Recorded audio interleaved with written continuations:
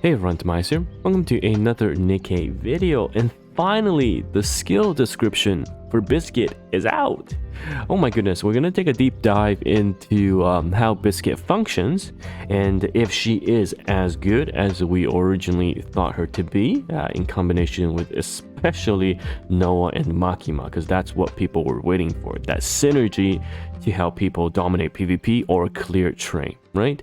But before we go down into the skill description, I just want to show you there's very sussy dog in the animation of Biscuit. Look at this. What is this dog doing? Oh my god. Anyhow, I think the burst animation is going to be super cute. So I cannot wait. I cannot wait to see if people are going to maximum break her. Just have that sussy dog as part of the homepage. But let's take a look at the skills, all right? So Biscuit, skill 1 activates at the end of the full burst.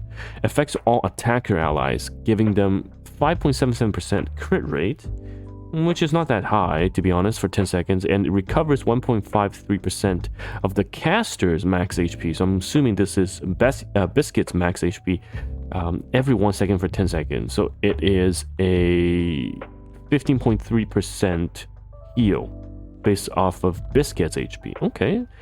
First one's alright. The passive skill 1 is alright. Second one, Tug of War, activates with defender ally HP falls below 50%. Okay, so this is the big thing, alright? Affects the target defender ally. So when that target, for example, Makima, drops to below 50, this will trigger. Grants invincibility or invincible for 5 seconds and activates twice per battle. So this means Makima, with the built-in invincibility, she gets to essentially be invulnerable 3 times in the fight. All right, it recovers also 23% of the caster's max HP and activates 20. Okay, so not only do you get invincibility, you also heal. So I guess this is so that you go below 50, you heal up to above 50, and then you can trigger it again. So I'll be curious to see if you are at like 1% HP or 2% HP and it doesn't heal past that 50 mark. Do you miss the second trigger? We need to test that. And also, if Makima drops to 1% HP, does the Tug of War trigger at the same time as Makima's skill? Then it's overlapping and wasting that extra invulnerability. So we need to test that. But this is what I mean by the synergy is going to be so good. So good. In the sense of train, Makima, as I've showed on yesterday's special interception, already make the train fight a lot easier compared to, in my opinion, Noise. Noise is better if you don't have the damage, but Noise suffers with the turret RNG, whereas if you got decent amount of damage with Makima, you can ignore the turret RNG, right? Because the turret, it doesn't matter if you miss the 50-50 and it hits Makima, because you're not going to die, since it's going to be part of that first cycle of the first set of turrets. However, with the Tug of War, not only are you able to survive the first turret set, no issue, you're also going to survive the second turret set. All right, that means I'm pretty sure you don't even have to switch to Makima anymore.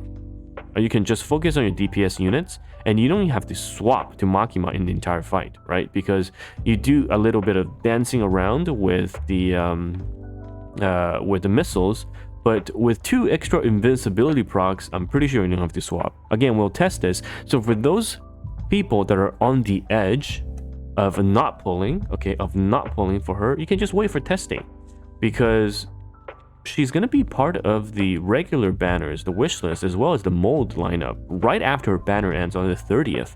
So we're going to have pretty much her added to the pool right away instead of waiting multiple patches. So this is a argument for, you just need 1 copy or just not pulling at all and just try to fish her out later. Her third skill, okay, is a burst to 40 seconds, which is okay if you're running her with Noah in PvP, because that AoE taunt and invincibility, and you're running her with Makima, they both burst 2. So you're going to be running another burst 2 anyhow in her team comp. So this is fine with 40 seconds.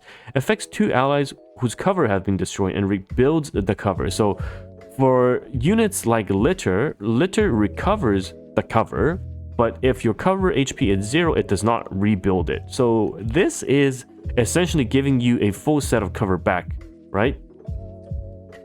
That is very damn good. That's very damn good.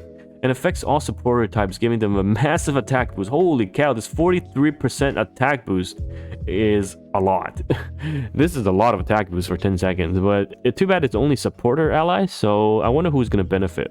Maybe max level Emma, the best unit in the entire game. And of course, restores a lot of HP from the attack damage. So this is an overall very interesting kit. I feel like it's trying to cover way too much ground because it's going to affect attackers, defenders, and supporters. Whereas maybe they could have just focused on attacker and defender. Not sure how this supporter buff is going to work out for them, but it's all right. We're mainly going to be focusing on the defender invulnerability because that is going to be super good for at least 2 game modes, right? For at least 2 game modes. And if you guys don't know, I'll have viewer polls for Biscuit. We're going to do it live. We're going to do testing. Too bad it's not train testing as we originally thought, because it'll be Gravedigger by the time Biscuit is here. But that's fine. We'll still be doing testing, and we'll wait 4 days until train comes around to test a Biscuit on train.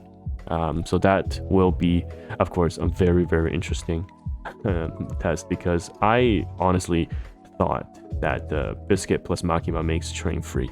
All right, so we'll see if I'm right. But anyhow, yeah, that is the skill kit. It's on their Twitter. You can go check it out as well.